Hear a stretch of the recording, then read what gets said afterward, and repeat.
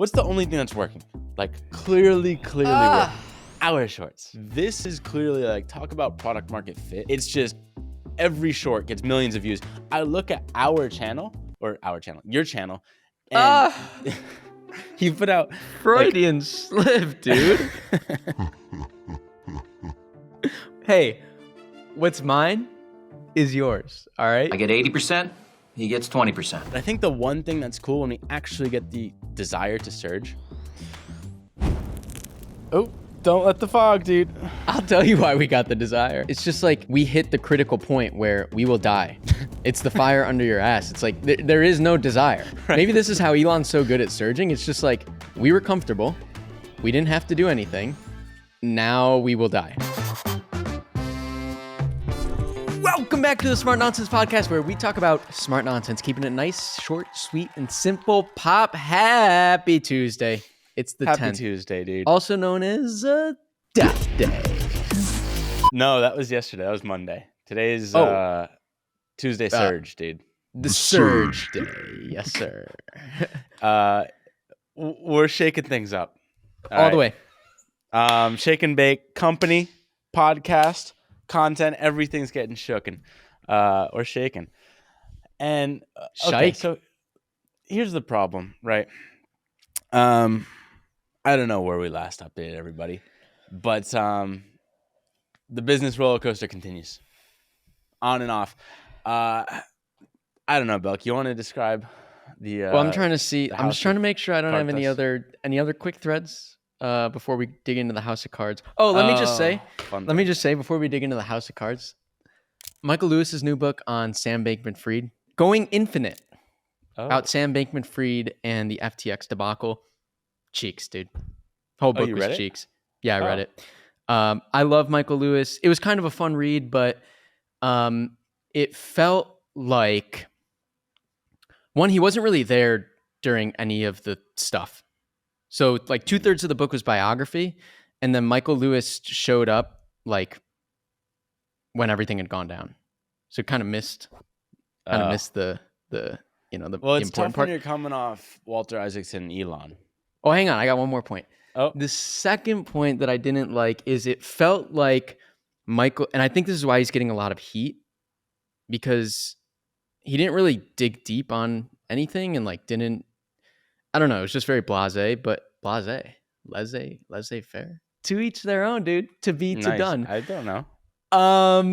It was just very like, hey. But my point was, it felt like he rushed to get this out to try and still kind of get on the FTX news cycle, even though nobody cares about this anymore. Yeah. So that's what I was thinking. I was like, oh wow, really none of this matters anymore. Well, he nail his old books, like like Flash Boys and God, if I know. Yeah, but I think the new thing, Liar's Poker, Big Short. I think he wrote those long after the things went down and they were more evergreen. Yeah, well, I think maybe it was Taleb's tweet, but he's like, finally people are like recognizing he's a charlatan. I don't know if it's Taleb. I might be totally messing what does up. charlatan mean? Like a phony. Like he doesn't belong in the finance world. It's like a fake finance guy or something. I don't really know though. I'm a person falsely claiming to have a special knowledge or skill, a fraud. Yeah, I hear that all the time. Nassim Taleb uses that all the time. I don't know if he's a fraud because his storytelling is still very good.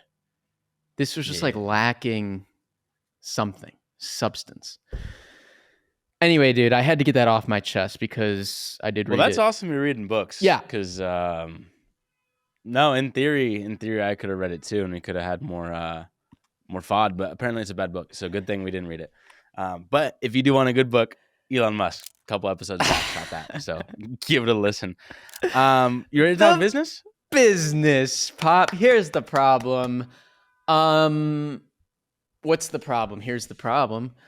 Well, just check our logins. That's all you need. What do you mean? Just the bank. Oh, well, that's not new, right? So, okay. Well, it is. What do you mean it's not new? Did we not talk about it before? Yesterday? How many times have we, like, almost gone bankrupt? I know. Yeah, we talked. You did this yesterday. It's a roller coaster. We either make a lot of money or we're on the precipice of bankruptcy. Okay, well, and you said like somehow it went from 150 down to 120 last week down to 100, and we're like, God damn it, what is this bullshit? Thousands. Those numbers are in thousands of monthly recurring revenue.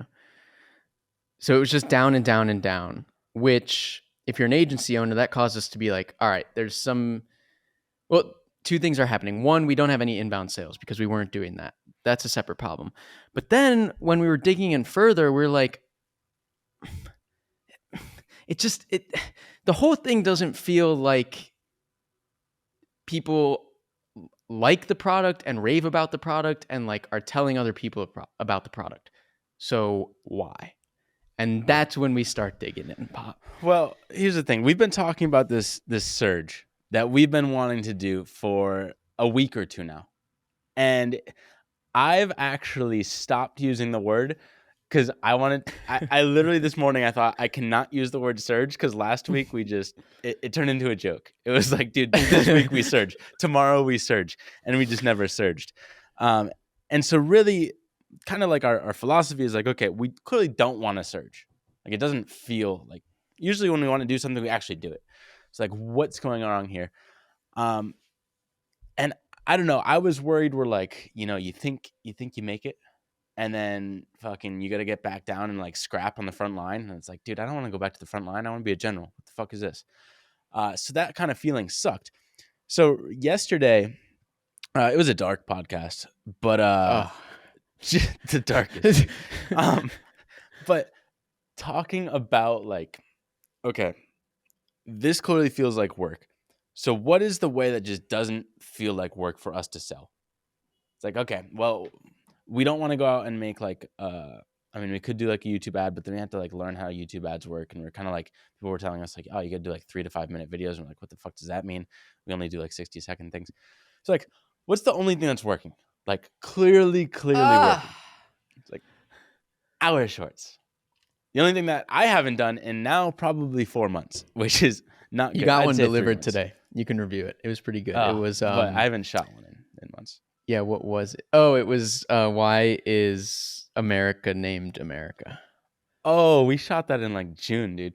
It's a good short. It needs a couple fixes, but hey, you get one short. So that's really the only thing that's like, this is clearly like, talk about product market fit. It's just every short gets millions of views. I look at your channel, and you put out Freudian slip, dude. You put out like introducing like smart nonsense. What's mine is yours. All 80, right, 20, dude. 80-20. True fans know. So we got 1 billion views, and 4 million of these views were on Smart Nonsense launching this. So it's literally just like an ad for Smart Nonsense. And then another one is Clipped. It's like, hey, this is our animation company. And each of those have 4 million views, probably going on 5 by the time this drops, or more. It's like, and I didn't even notice. It's like, oops. No idea. And so now the question is like, okay, we have almost 10 million views of people that are like really engaged in a minute long, basically an ad for a thing. Where's the sales? Granted, we got a shitload of like, 10,000 or so subscribers maybe from one of the shorts on our email. On the email, and we got about 300 leads from the 4 million view Clipped short. Let's see what percentage that is. Not very high, but it's a lot of junk. It's really small. It's decimal points. Yeah. I'd like to know them. A lot of junk, but like, dude, basically what we realized 0.0075% is what that is. Yeah. That's not good. And we'll convert, like, for context, or dude, I'm using the most generous will. We'll convert a short to a long form, and that'll be in like the maybe 1 to 5% range. I don't know. I haven't like updated the stats, but it's in like a full percentage point at least. Oh, my short's pointing to long form? Yeah. Those are like 15 or 20%. Yeah. Yeah. Well, I don't know. You might have to check the stats, but it's high. It's really fucking high. At least when it first comes out. I haven't checked So maybe it's 10%. I don't know. Regardless, crushing it with that. So it's like somewhere in this conversion process, it's not working. But like if we can just dial that, then that means the craziest flywheel ever. Because we like putting out shorts. That's like our favorite thing. If that short now, instead of getting like 300 shitty leads, gets say 1,000 really awesome leads, meaning one lead, say 1 out of 1,000 converts, that'll make us like 50 grand or something, and get like on our current model. It's like, dude, just have one short turn into one conversion. That's a $50,000 video. And now we just pump as many of those videos as possible. But like for some reason we just never like, I don't know, we never tried to optimize that conversion. And so what is the conversion? Because I think we're pretty good at like saying at the end of the video, like, oh, hey, if you want this, like click the thing here or go to this. But what happens when you click it is you go to clip.co, the homepage. Yeah. And homepage is, I don't know, like maybe a good homepage, but not ours. Good pages should sell. This page doesn't sell. It's like you get to the page and you're like, what the fuck is this? I don't know what clipped is. I don't know what's going on. Why am I here? Henry do any homepages sell? I don't know. They gotta like I do a search decent job. Like when I have a problem, I search my problem or whatever I think the solution is for that problem, and I end up on a sales page, which is like, this is actually exactly what it is. I feel like the homepage is just pretty. The homepage is for like, I don't know, like when a friend recommends it or something, or maybe it's warm or a very hot lead. We're basically doing an ad, right? If we're doing a short, which is an ad, you want to point that ad to a thing that sells, and our thing wasn't selling. So now we're like, well, how do we sell? Okay, so now starting from the ground up, it's like, what is the one thing that we've done that's like really, really just gotten attention? I mean, there's probably a lot of fucking things we've done, but like one of the things that we've done is this viral confirmation email for our Smart Nonsense newsletter. Like we put it out and literally dozens of people have been like, oh my God, dude, this thing I've just shared it with all my friends. Like this is the craziest confirmation thing ever. And it's just like this illustrated story that's basically a teaser for our Smart Nonsense newsletter. That's all illustrated stories. And everyone loves that. And that's like a sales page that no one has ever done before. So my hypothesis yesterday was like, Henry, let's like still, if we can figure out how to get our shorts to a sales page that has these illustrations that like talks through the process of why you need an editor and like why you should come work with us. And it has maybe like an awesome VSL, like video sales letter, like a sick video at the top that's helping sell. Imagine 1% conversion now. Just like leads coming through. Like, dude, we'd be fucking billionaires. Okay, but then we're like, well, what do we sell?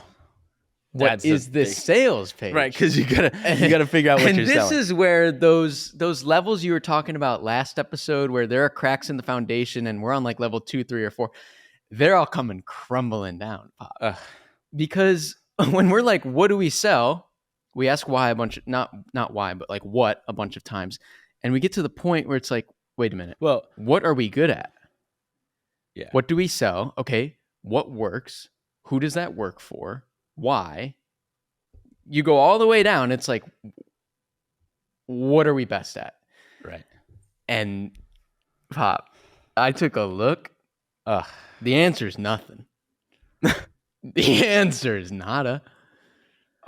No, so our shorts is about the only thing. Basically anything we look at every single day. Okay, so that is the problem. It's not necessarily us and clipped. It's the model, which is take one of our awesome editors and put them client, take one of our awesome editors, work on whatever you want with them. Well, when you do that and there's no oversight, you just regress to crap. Like so much of our content is just regression to crap, which hit home for me because I think a couple episodes ago we were talking about Paul Graham, talking about why people at the top with bad taste are the reason we have really ugly houses in the US as well as really ugly cars. It's not good enough to have an architect with good taste or a car designer with good taste, or in our case, an animator or video editor with good taste. If the person pulling the strings and making the decisions has bad taste, they just squash all the goodness out of the thing. Which it's like, even the people that we're working with are like running marketing agencies. It's like, you think, oh, they'd probably have good taste, right? No, dude. No, it doesn't matter. Like, give us all the marketers in the world, they all suck at video. Right. Like, and okay, so then people are getting like 2 out of 10 videos. Nobody's asking who did their video work. Nobody's spreading the word. We're not, right? It's just like this chain of like suckiness. Right. And then one thing I mentioned before was like, our price point at $5K a month, it's like not quite, it's like just cheap enough where someone with a lot of money will be like, yeah, I'll buy that and just have you like repurpose clips for me. And it also doesn't help that our name is clipped. But it's like half of our clients just use us for like the shittiest clips you just need like a basic editor for. That's like you could find in the Philippines for $1,000 a month. And it's like, that's one of our top use cases, is that bullshit. It's literally like having Leonardo da Vinci, and you're like, hey, do you want to? Did he sculpt Michelangelo? I don't even know who did what, but like, sure. Wait, did he sculpt Michelangelo? Michelangelo is another artist. I mean, David. Michelangelo is David. My bad, dude. Let me get another analogy going. It's like having Christopher Nolan, yes. And dude, you give him like fuck, dude, my analogy's falling all apart. You give him like an Etch-a-Sketch, dude. How about an Etch-a-Sketch? Oh, dude, he would like crush with an Etch-a-Sketch, dude. My bad. Analogy I thought was going to Wait, what was the point? The analogy was so bad I didn't get the point. I know, that's my fault. It's like Christopher Nolan. You don't even give him a fucking camera. I don't know. What's the point? Get out of the analogy. I'll help you through the analogy. We have the best, but what's the talented point? Animators. Okay, but like without like direction and applied in the wrong use case, it's like fucking Christopher Nolan, and you're like, well, I'm gonna make you a swim coach. I'll give you an analogy. I'll give you an analogy. It's like when it's like Henry and Dylan. Wait, I want to say when we were animating repurposed podcast clips that made no sense. It's just the wrong thing. It's just repackage the thing. We're not analogy guys. Yeah. But my point is, like, before we figured out the packaging of our shorts, which literally happened overnight for all intents and purposes, we were doing just these ridiculous animated. We didn't know how to use our talent, our team. So we got to basically repackage the company. Yeah. Because it's packaged wrong right now. And one model, 2 models we've been playing around with for a while, because this one of like just give an animator that's $5,000 a month to somebody. It's just when they misapply them, it doesn't make sense to spend $5,000 and they tell nobody about it. And it's just like, it looks shitty on us when it's really not an us problem, or like it can be fixed. So 2 models. One model is like, hey, let's do sort of this design joy, this like unlimited, do the best thing that we can possibly do, which is an explainer video. Yeah, unlimited explainers. Fucking dude, I can't speak sentences. You get unlimited explainers and charge somewhere above like $5,000 a month. Call it like $10,000 a month for the best in the world. You're basically a startup and you're like, hey, I have a launch video. I also have a bunch of little like these 5-second bumper videos. I just want to like throw them in the pipeline and make sure it's just going to come back amazing. I don't want to have to worry about like this person asking me 40 hours a week of work. Like, just give me a subscription. I'll throw my shit in and it'll come out. So we're like, this is a really good model if we were to apply it, because one, we just have like one insane animator that can work with multiple clients. And then we can actually oversee them much more easily because it's like less overall moving parts and it's all coming through this like black box. It's like, hey, put your clips or put your videos into the black box of Clipped, and then you spit out something amazing. So that's one idea. I idea number 2 is like when we're hiring, how do I phrase this, dude? One of the dangers, we're shooting later in the day. One of the dangers is my brain fog. Fucking brain fog. It's a little foggy, dude. Our network. Basically, the second one. Yeah, I get that, but like, how are people using us right now?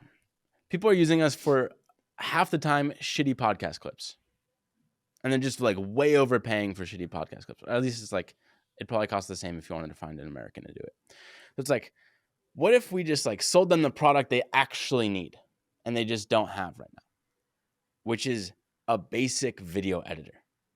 It's like, hey, just take this, and I say basic, but I mean like a really good video editor. Doesn't apply to like this super animated explainer or like the content that we're doing on our shorts. Like that's animation, but like you just need like, let's cut clips, put 6 subtitles on it, some motion graphics, like moving pictures around. And the whole world wants that right now because they're all competing over these clips on social media. So it's like, let's just like sell them the pickaxes because that's what a lot of people need, especially like our shorts audience. If our shorts are like pumping to something, they'd probably have that in their budget. Sell them that, and then we focus our energy on like the really high end thing. And that model would just be like, hey, pay us $5,000 and we're going to give you an amazing editor. And then they're all yours. You can pay them like $1,000 a month, $1,500 a month. And we're going to go out and find that editor. So the $5,000 is a finder's fee. Yeah. And why that's appealing to me, other than I think the market's huge for it, is because it's one of the few things that we've been super hands-on and systematized. It's the hiring process. I think we absolutely nail, at least for creative work, compared to anyone else. Because we get like this month we got 1,000 applications. Last month we got 1,000 applications. Like we've just like had to figure out exactly how to hire well. And I want to see that work. What's hard about jumping over to that model is it's not recurring. Right. So it could work and it could be a ton of cash, ton of profit, but it doesn't recur, which is like the one downside. I think this is where I'm like, when you look at a company with a similar model, Support Shepherd, they're basically like this, but for admin work. So like not the creative stuff, which we specialize in. It's like, that's easy, dude. Brain fog. I just lost everything. Support Shepherd. When you compare us to Support Shepherd, Support Shepherd, like 50% of their business. So if they do 10 million a year in sales, 5 million of that comes just from repeat customers. Like, how do you know that? He said it on a podcast somewhere. Oh, okay. Well, this was at least like 6 months ago, but a huge percentage of their customers are just, oh, I had an amazing experience, I'm going to buy again. Or I'm going to also tell my friends, I'm sure. So it's like, hey, if it's such a good product, then everyone's going to sneeze on all their friends. And because like there are just 100 times as many people that are probably willing to spend $1,000 a month for an editor compared to $10,000 a month for an animator, it's like the total market is huge. And I think we just have like a lot of recurring business, even though there's no like technical Stripe subscription. And it's just like nice to sell a product that you know is sick. That is true. It's all true. That's why I want to see it work. So we're just booting that up. I just mean like, okay, so let's say Support Shepherd does, at the limit, let's say Support Shepherd does $100 million in sales this year. I don't like that they need to go out next year and find them 100 million more, you know? It feels like yes, you get repeat customers, so the base is growing, but it doesn't feel as compounding as a recurring revenue business. But hey, they're two things. Throwing off cash. One, I agree, but also like, I don't know. Are you subscribed to like, I guess I was going to use like. Watch the analogy. I was going to say like Costco or Amazon, and I guess they have subscriptions, but like, I don't know. What's the point? Like, we can work on an analogy together. Fuck, dude. The fog doesn't help the analogies, dude. No, you got to be on your game to hit an analogy on the I don't know. It's just, it's like something that's, oh no. It's not recurring, but it's like so good that you're like, I'm just going to keep buying it. I don't know. Fucking, You make goes from analogy to just straightforward. So, hold on. I had a different point that I really liked. Oh, well, I don't even know if this was the point, but what? Oh, okay. Here's the point. This was it. One, it's like, yeah, like sure, next year we'd have to like resell $100 million if we're gonna do that in creative people selling, but like we don't need to worry about next year. All we need to do is make an absolute boatload of cash in the next 3 months. Hire your brother, and then he can figure it the fuck out. That's a great point. You got it, Pop. Conquered the brain fog. Dude, I knew it was somewhere, dude. So we don't got to worry about next year. We don't. Preach. Dude. It's just like make as much fucking money as literally. We can make in the next 3 months. We were doing like 150,000 a month, which was great, and we had to get to like 160 to comfortably hire my brother. 200 would be like we're on track, and he can take this thing and go. Instead of getting to 160, we go to 105. How about that? So now we can't hire him. He already can only devote like a couple hours a day to the. We went the wrong way, Pop. The problem with our model is like our model is very much assuming this person stays with us for like over 6 months. Like the payback period, if we take on a new client, we then say we have to hire somebody new. We pay a referral bonus, and then we have to pay their salary for that first month. And then like we end up basically not making money the first month, probably not the second month either. So like until month 3, we're at break even.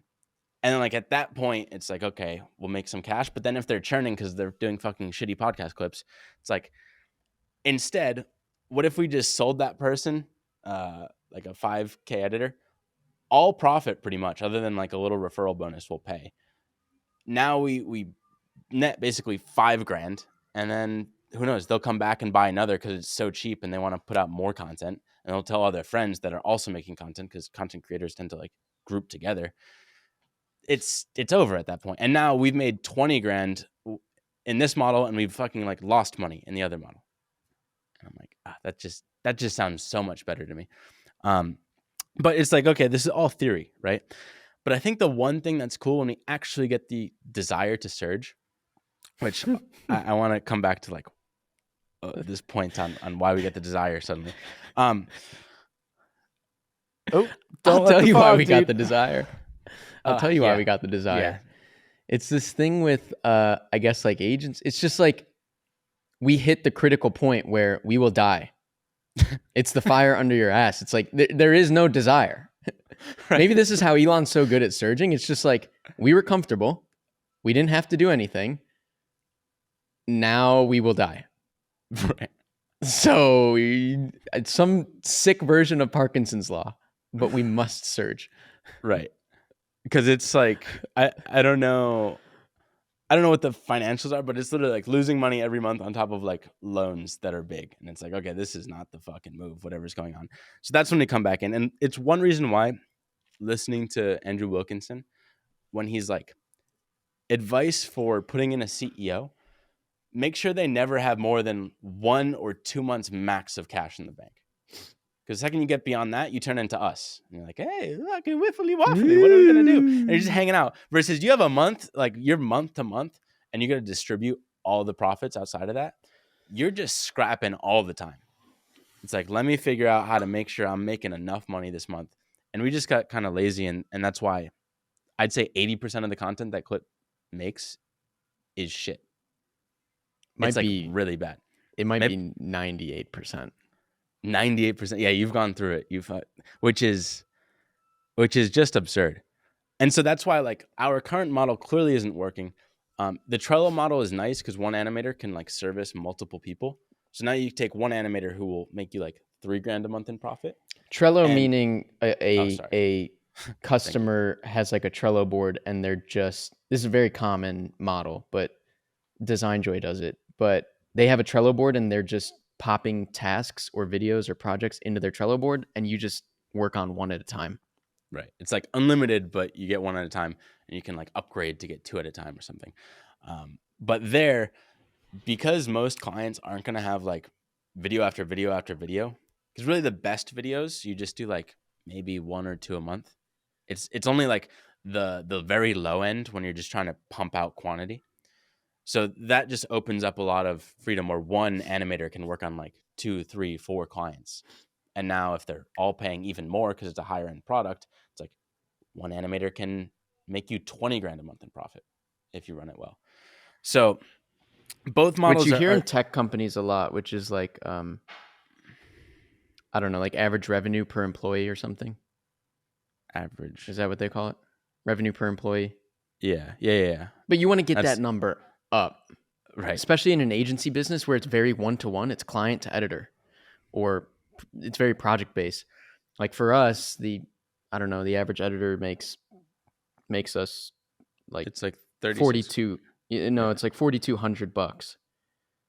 Yeah. But in this model, well, maybe that's a month. Wait, what do you mean? A month. The average revenue. No. How? What? We charge $5 grand and pay him 2. It's $3 grand a month. Oh, he's our finance guy. Brain we fog. make $3 grand a month. I'm not talking about revenue? bottom line. Yeah. I think they talk about profit though. Oh, they talk about revenue. My point is, if you can, so in our case, say an editor makes us bottom line 2,000 or 3,000, top line 4,000 a month, working for one client. If through a Trello model, through this black box model, we can get them working for 4 clients, now they're making 4 times as much. One person. We don't have to hire 4 people.